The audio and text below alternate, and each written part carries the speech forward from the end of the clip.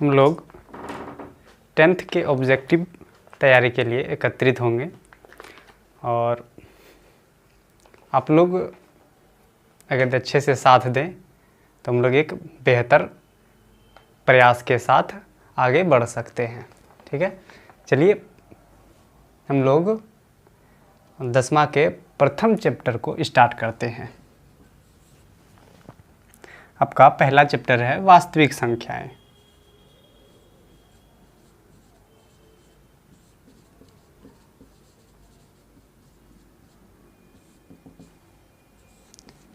चूँकि अब एग्ज़ाम बहुत नज़दीक आ गया है, हम लोग बहुत जल्दी होगा तो आगे बढ़ेंगे। आपका पहला क्वेश्चन है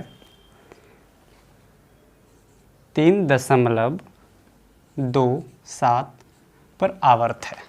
ठीक है, अब कहता है ये कौन सी संख्या है? एक पूर्णांक है, एक परिमेय संख्या है, एक प्राकृत संख्या है या एक अपरिमेय संख्या है। ठीक है, तो आप देखिएगा कि कोई भी संख्या ले लिया जाए, जैसे कि आपका 0.3 पर आवर्त रहेगा, तो आवर्त जैसे दिखेगा ना, तो आवर्त जिस पर भी संख्या पर रहेगा वो परिमेय ही होता है। ठीक है, और अगर यदि मान लीजिए कि आपको आवर्त का मतलब पहले समझ लेते हैं कि अगर यदि 3 पर आवर्त है तो ये आपका 0.3333 यही संख्या आते रहेगा। ठीक है, और ये हमारा परिमेय होता है। हाँ, और अगर यदि इसी के क्रम में आपको दूसरी संख्या इस तरीके से दिया रहेगा, जैसे कि 0.32, फिर दिया रहेगा 3223, फिर दिया रहेगा 2223, इस तरीके से अगर यदि संख्या आगे बढ़ता है तो ये जो आपका होता है ये अपरिमेय संख्या होता है और ये हमारा परिमेय संख्या होता है। ठीक है, चलिए देखिएगा।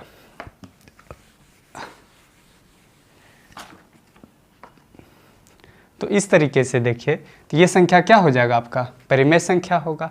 और इसी को जब p/q के रूप में लिखने के लिए कहेगा, p/q के रूप में, तब हम लोग क्या करेंगे? तब इसको ऐसे करेंगे 3 + 0.27 पर आवर्त, इसको ऐसा भी लिख सकते हैं हम लोग। ठीक है, और इसी को जब आप सॉल्व कीजिएगा तो हम लोग जानते हैं ना कि ये टोटल नंबर जो है उसको क्या करेंगे? लिख देंगे। उसके बाद बटे जितने अंक पर आवर्त है उतने नीचे में 9 लिख देंगे। अगर यदि ये कटता है तो कटा दीजिए। ठीक है, और यहाँ पर हम लोग क्या करेंगे? भिन्न का जोड़ कर लेंगे।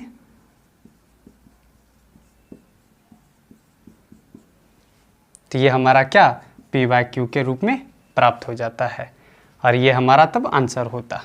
ठीक है, लेकिन अभी फ़िलहाल हम लोगों से क्या पूछा गया है? ये कैसी संख्या है? परिमेय है, अपरिमेय है या पूर्णांक है? तो ये हमारा क्या हो जाएगा? परिमेय संख्या हो जाएगा। ठीक है, चलिए आगे बढ़ते हैं। दूसरा नंबर क्वेश्चन कहता है कि निम्न में से कौन अभाज्य संख्या है? कौन अभाज्य संख्या है? ठीक है, तो अब समझेंगे पहले कि अभाज्य संख्या क्या होता है।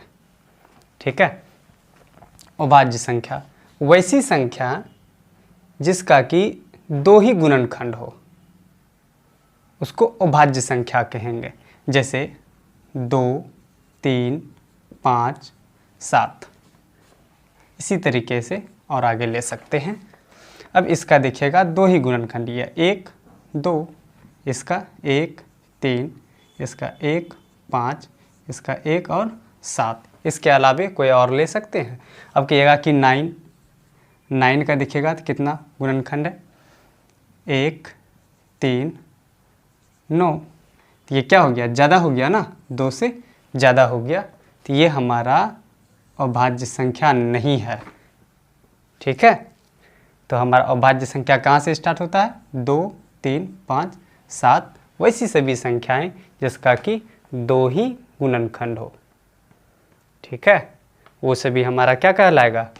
अभाज्य संख्या। तो हमारा ऑप्शन है 29, 25, 16, 15। तो हमारा 29 एक ऐसी संख्या है जिसका कि 2 ही गुणनखंड है, 1 और 29। बाकी के 3 हैं, 4 हैं, बहुत सारे। चलिए अगला क्वेश्चन, तीसरा नंबर आपका क्या कहता है?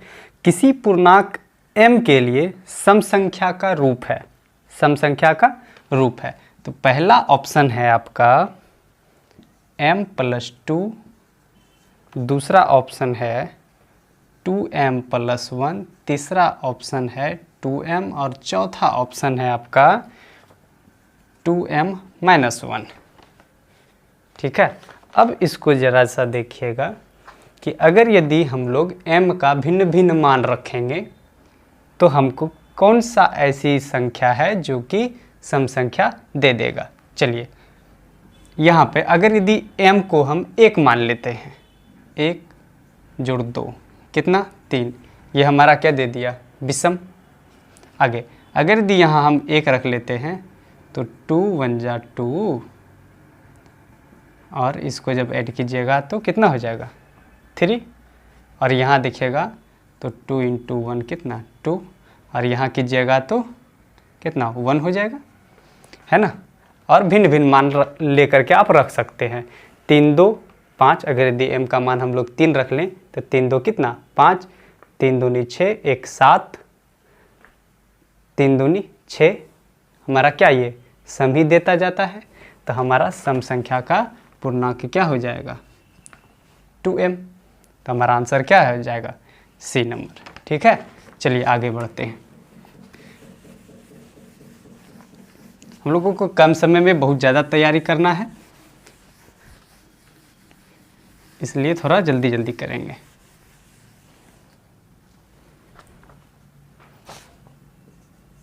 चौथा नंबर क्वेश्चन आपका है कि कौन सा अपरिमेय नहीं है, कौन सा अपरिमेय नहीं है? अपरिमेय नहीं है, यही हमको जवाब देना है। ठीक है, अपरिमेय संख्या आप उसको न कहते हैं कि जिसको कि हम लोग पूरी तरीके से रूट से बाहर नहीं निकाल पाएंगे, वो हमारा अपरिमेय संख्या होगा। जैसे कि √2, √3, √4, √5, इसमें से देखिएगा कि 4 का पूरा वर्गमूल हम लोग निकाल लेते हैं, कितना 2 होगा, और बाकी का ये सब का निकाल पाएंगे क्या? नहीं। तो ये सब हमारा क्या कहलाएगा? अपरिमेय संख्या। ठीक है, चलिए, लेकिन हम लोगों से पूछा क्या गया है कि अपरिमेय नहीं होगा, तो उनमें से क्या √4 आपका अपरिमेय नहीं होता। तो ऑप्शन के हिसाब से हम लोग आगे बढ़ेंगे। ऑप्शन आपका है √64/81। अगला ऑप्शन है 2√3, और नेक्स्ट ऑप्शन है आपका √121/35, और नेक्स्ट ऑप्शन है आपके √3 × √2। ठीक है, तो चलिए देखिए, इसका वर्गमूल कितना होता है? 8, और इसका वर्गमूल 9। ये आसानी से रूट से बाहर आ गया, तो ये हमारा अपरिमेय नहीं होगा। ठीक है, चलिए आगे बढ़ते हैं। अगला क्वेश्चन कहता है निम्न में किसका दशमलव प्रसार शांत है? किसका दशमलव प्रसार शांत है? ठीक है, पहले इसको थोड़ा मिटा लेते हैं।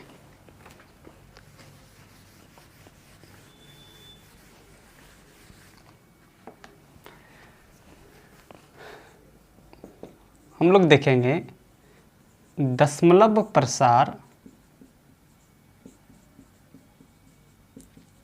शांत होगा कब? ठीक है, अगर देखिए भिन्न अगर यदि कोई संख्या ले लेते हैं, जैसे x/y, तो ऊपर वाले को हम लोग अंश कहते हैं और नीचे वाले को हर कहते हैं।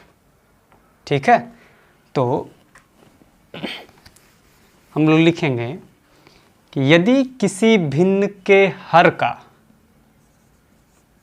यदि किसी भिन्न के हर का गुणनखंड 2 टू द पावर m या 5 टू द पावर n अथवा 2 to the power m into 5 to the power n के रूप का होगा तो उसका दशमलव प्रसार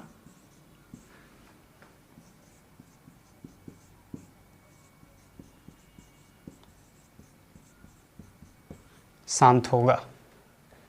ठीक है, तो उसका दशमलव प्रसार क्या होगा? शांत होगा। For example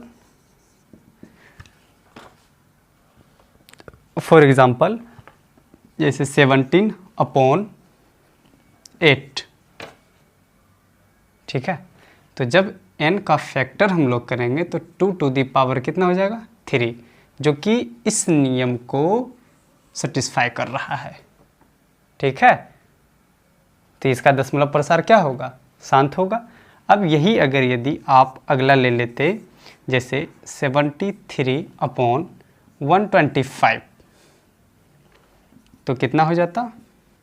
5 to the 5 cube, और ये इस नियम को सेटिस्फाई कर रहा है। ठीक है, अगर यदि इसी तरीके से अगला ले लिए होते हम कि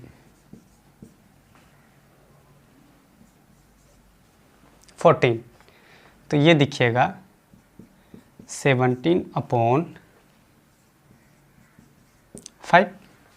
नहीं कुछ तो इस पर पावर कितना 1 रख सकते हैं हम लोग, और ये किस पर? इस पर सेटिस्फाई कर रहा है। तो चलिए देखते हैं। तो इसका दशमलव प्रसार क्या होगा? शांत होगा।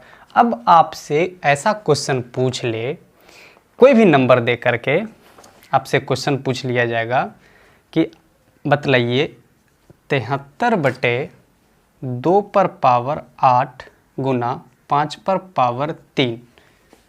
ठीक है, ये दिया रहेगा और आपसे ये पूछेगा, आप ये बतलाइए कि कितने अंक के बाद जा कर के इसका दशमलव प्रसार शांत हो जाएगा। ठीक है, कितने अंक के बाद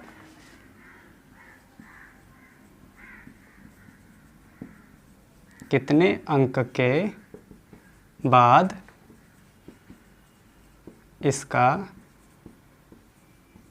दशमलव प्रसार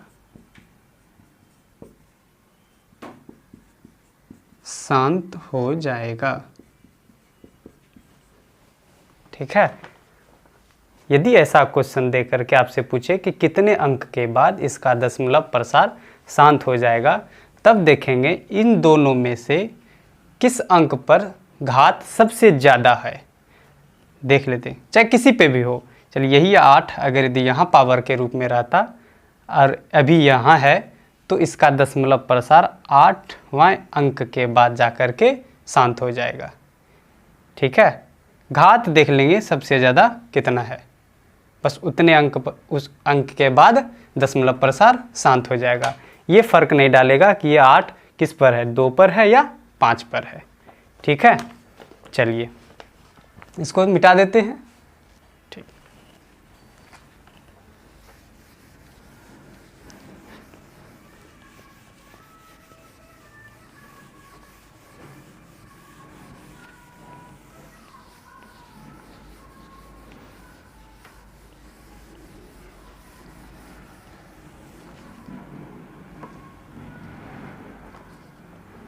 तो हम लोग का क्वेश्चन क्या था कि निम्न में किसका दशमलव प्रसार शांत होगा? ऑप्शन ए है 3/8, अगला है 6.15, नेक्स्ट 29/343, 17/1536। देखिएगा इसको अगर यदि हम लोग खंडन करें तो 2 टू द पावर q हो जाएगा, और इसको करेंगे तो 6 और 5 इंटू 3 हो जाएगा। तो इसको अगर यदि 3 1 जा 3, 3 2 जा 6, तो 2/5, ये दोनों रूल आपका सेटिस्फाई कर रहा है। तो देखेंगे इन दोनों में से पहले तो ए नंबर आया है, तो यही आंसर दे देंगे। ठीक है, चलिए नेक्स्ट क्वेश्चन पे आ जाते हैं। 0 और 50 के बीच विषम संख्याओं की संख्या क्या है? ठीक है, विषम संख्याओं की संख्या क्या है? तो हम लोग देखते हैं कि 1 2 3 4 5 6 7 8 9 10, इनमें से देखिएगा तो आधा सम और आधा विषम संख्या है। जैसे कि आपका विषम संख्या 1 है, 3 है, 5 है, 7 है और 9 है। देखिएगा 1 2 3 4 5, 5 विषम हो गया, और 1 2 3 4 5, 5 क्या हो गया? सम हो गया। इसी तरीके से 50 और 0 के बीच जब पूछ रहा है कि सम विषम संख्या कितनी है, तो 50 का आधा कितना? 25 विषम हो जाएगा। ठीक है, और सम पूछता तो 25 नहीं, तब 24 हो जाता, क्योंकि 50 के बीच ही रहना है, 50 तक नहीं जाना है। ठीक है, चलिए आगे बढ़ते हैं।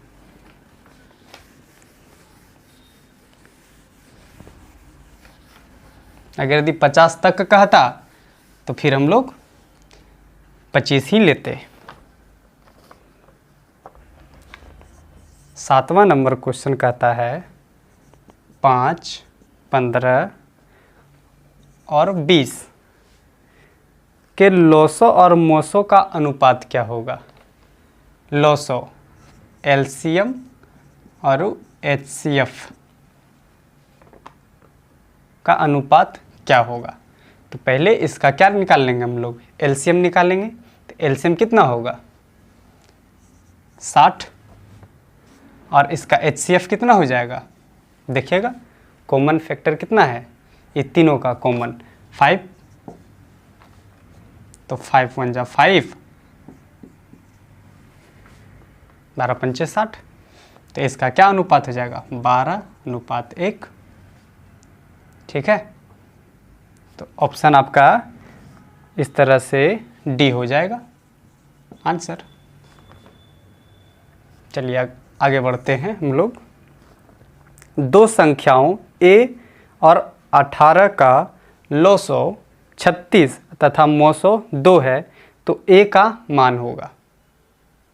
ठीक है, तो चलिए देखिए, हम लोग फॉर्मूला पढ़े हुए हैं कि a into b equal to LCM into HCF होता है। ठीक है, हम लोग क्या पढ़े हुए हैं? पहली संख्या गुना दूसरी संख्या बराबर क्या होता है? एलसीएम गुना एचसीएफ। ठीक है, तो आपको पहली संख्या नहीं दिया हुआ है और दूसरी संख्या 18 दिया हुआ है, और इसका एलसीएम 36 इंटू एचसीएफ कितना दिया हुआ है? 2। तो 18 दूना 36,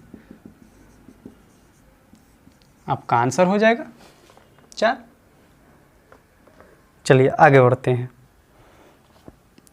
अगला क्वेश्चन है 9 नंबर कि निम्न में कौन अपरिमेय नहीं है? अपरिमेय नहीं है। √10 ऑप्शन है आपका √10, नेक्स्ट ऑप्शन है √24, √35, अगला है 121। तो इसका संपूर्ण वर्गमूल हम लोग निकाल पा रहे हैं कितना? 11। तो यही हमारा क्या है? अपरिमेय संख्या नहीं है, और बाकी ये सब क्या है? अपरिमेय संख्या है। ठीक है, चलिए आगे बढ़ते हैं।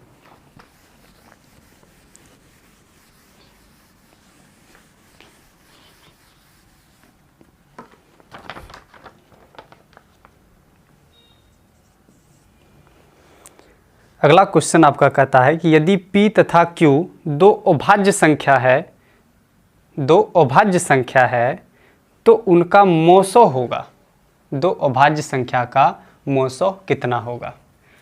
चलिए कोई भी अभाज्य संख्या ले सकते हैं हम लोग, जैसे 5, 13, आप 13 और 17 भी ले सकते हैं। तो इसका HCF हमेशा क्या होगा, 1 ही होगा। कोई भी ले लीजिएगा तो 1 ही होगा। ठीक है, चलिए आगे बढ़ते हैं हम लोग। अगला क्वेश्चन कहता है सबसे छोटी अभाज्य संख्या और सबसे छोटी भाज्य संख्या का गुणनफल कितना होगा। सबसे छोटी भाज्य, सबसे छोटी अभाज्य संख्या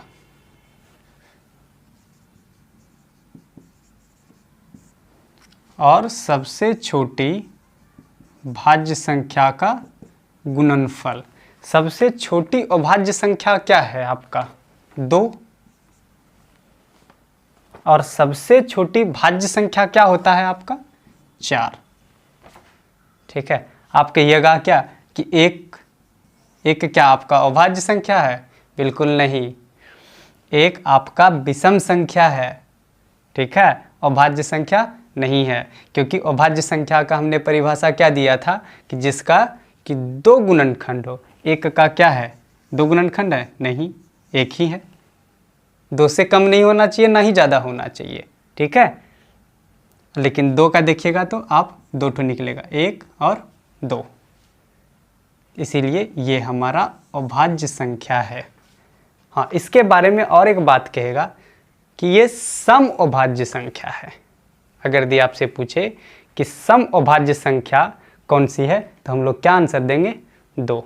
ठीक है, चलिए, और भाज्य संख्या हमारा 4 हो जाता है, सबसे छोटी। तो ये दोनों का हमको गुना कह रहा है निकालने के लिए, तो 8। आपका आंसर क्या हो जाएगा, 8। Option number C. देखिएगा गेस पेपर और मॉडल पेपर में इसका आंसर 4 दिया हुआ है, जो कि गलत है। ठीक है, 8 आंसर जाएगा इसका। ठीक, आगे बढ़ते हैं।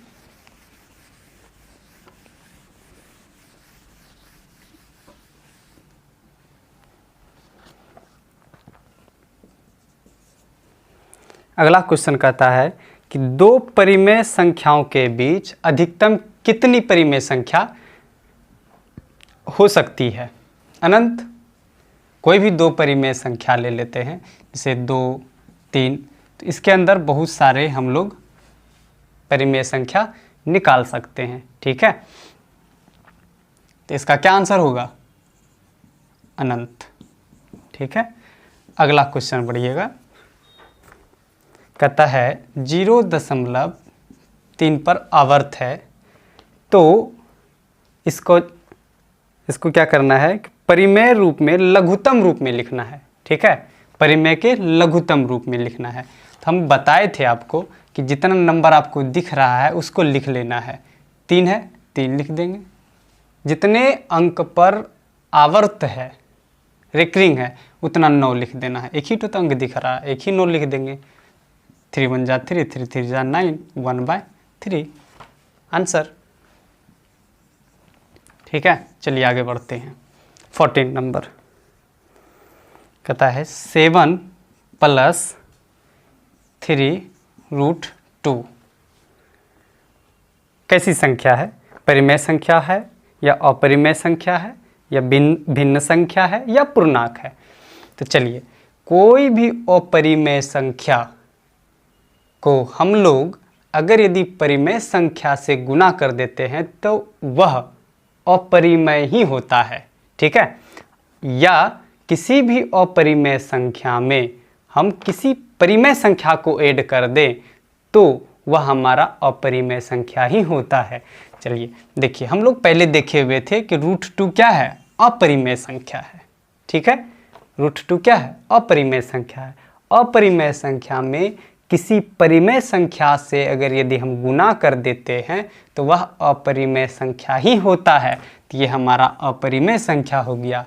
और किसी अपरिमेय संख्या में जब परिमेय संख्या को हम जोड़ देते हैं या घटा देते हैं तो वो भी क्या होता है, हमारा अपरिमेय संख्या ही होता है। ये पूरी की पूरी संख्या हमारा क्या होगा, अपरिमेय संख्या होगा। ठीक है, चलिए अगला क्वेश्चन देखते हैं हम लोग कि 2 तथा 2.5 के बीच की अपरिमेय संख्या है। ठीक है, इसके लिए आपको ऑप्शन दिया गया है √11, अगला है √5 और नेक्स्ट ऑप्शन है आपका 22.5, 12.5। ठीक है, तो चलिए इसके बीच का ना अपरिमेय संख्या, ये सबके सब अपरिमेय संख्या है। ठीक है, और इसी के बीच का हमसे पूछा जा रहा है। तो 11 का अगर यदि हम लोग वर्गमूल निकालने लगेंगे तो 3 × 9, ये 3 पॉइंट कुछ आएगा जो कि 2.5 से अधिक है। तो जब 11 का मान 3 से ज़्यादा आ रहा है तो 11 से तो ये सब संख्या क्या है, बड़ी है। ठीक है, तो इसका मान क्या होगा, अधिक ही होगा। तो ये इसके साथ साथ ये संख्या और ये संख्या हम लोग नहीं ले पाएंगे, तो हमारा क्या जाएगा, ऑप्शन बी सही आंसर जाएगा। ठीक है, चलिए आगे बढ़ते हैं हम लोग।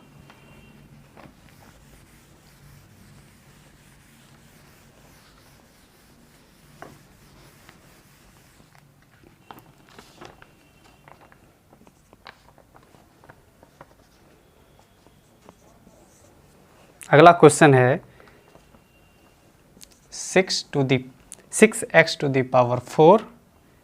into y and 12xy, और इसका हमको HCF निकालना है। ठीक है, HCF। तो हम लोग देखेंगे इस दोनों संख्या में से हाईएस्ट कॉमन क्या ले सकते हैं हम लोग।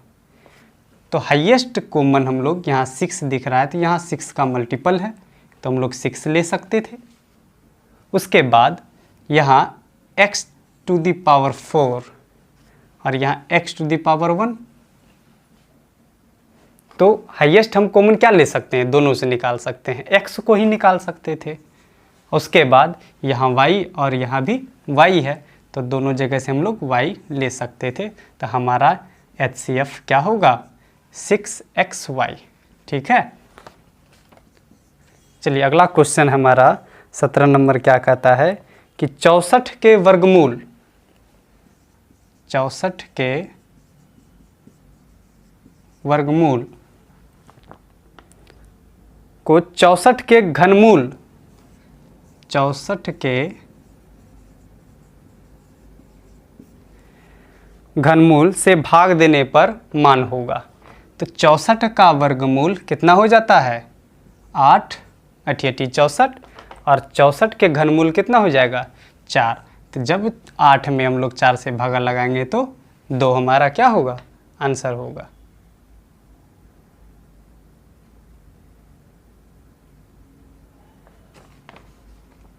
ठीक है, चलिए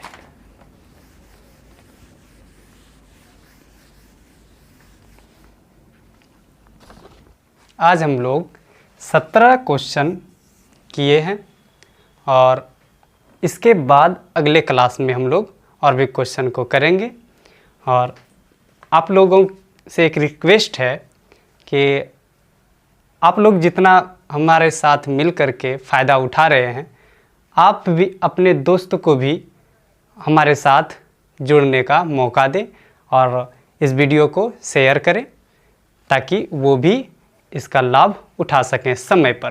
ठीक है, और इसके साथ साथ हम लोगों का कंपटीशन के लिए भी एक बेसिक तैयार हो रहा है। सो प्लीज़ आप लोग क्या करेंगे कि अपने दोस्त को भी वीडियो शेयर करेंगे। ठीक है, मिलते हैं हम लोग नेक्स्ट क्लास में। धन्यवाद।